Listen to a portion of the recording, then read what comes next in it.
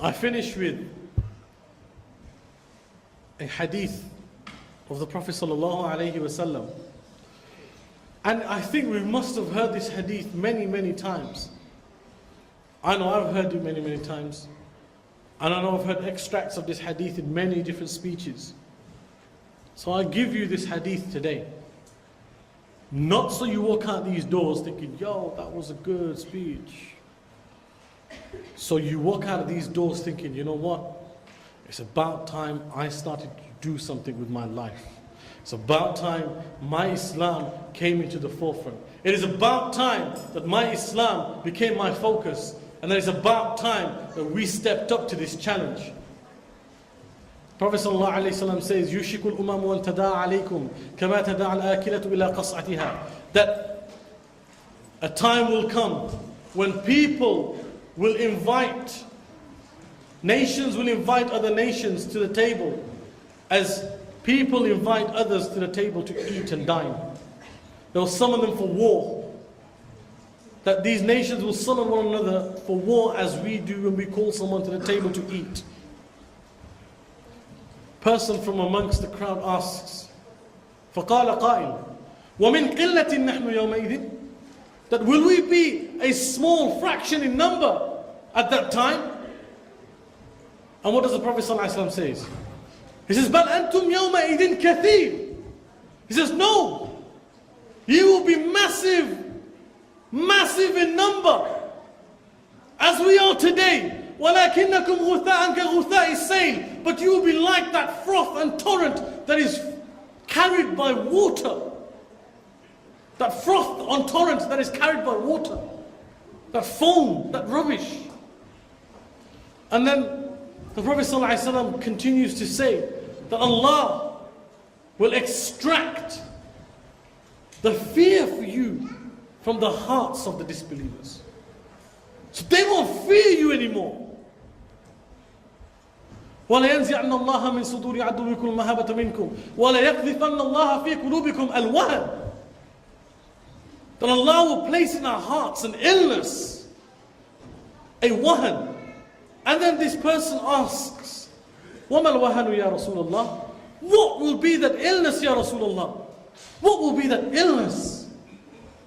And the Prophet ﷺ replies, حُبُّ الدُّنْيَا وَكَرَاهِيَةُ الْمَوْتِ. It will be your love for this world and this dunya, and your dislike and your hate for the life after, for the hereafter, for the akhirah. I end on this note, that my brothers and sisters,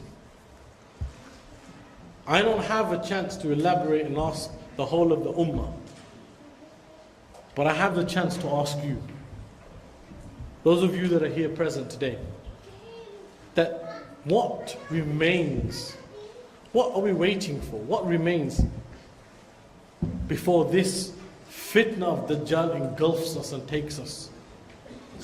Until this fitna and these trials and tribulations of Dajjal overtake our lives and change us, what remains? What are we waiting for? Are we waiting for something special?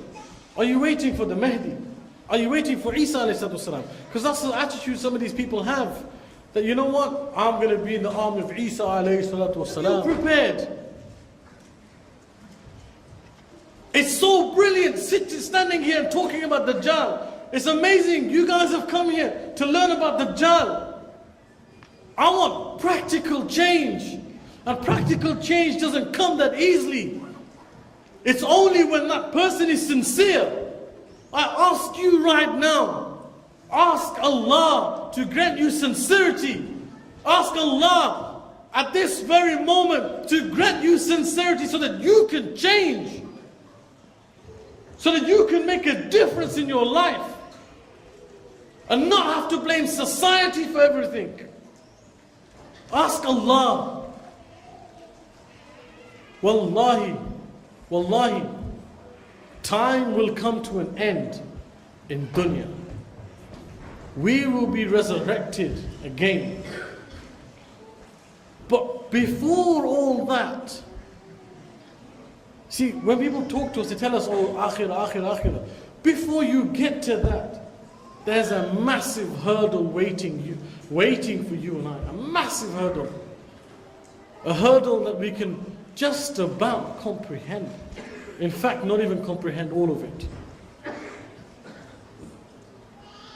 This is your time and my time to change. The ummah is still asleep. I don't know what it will take for the ummah to wake up.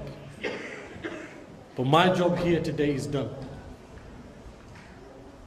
My task, my time to speak to you is over. I leave you with this very quote, that my brothers and sisters, we are living the reality.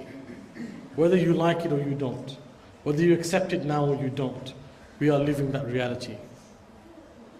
It's only a matter of time. Allah, only a matter of time before we are faced with these tragedies. Save yourself before you destroy yourself. Save yourself before you destroy yourself. وأقول قولي هذا أستغفر الله لي ولكم ولسائر المسلمين فاستغفروه إنه هو الغفور الرحيم. جزاك الله خيرا for listening. Salam.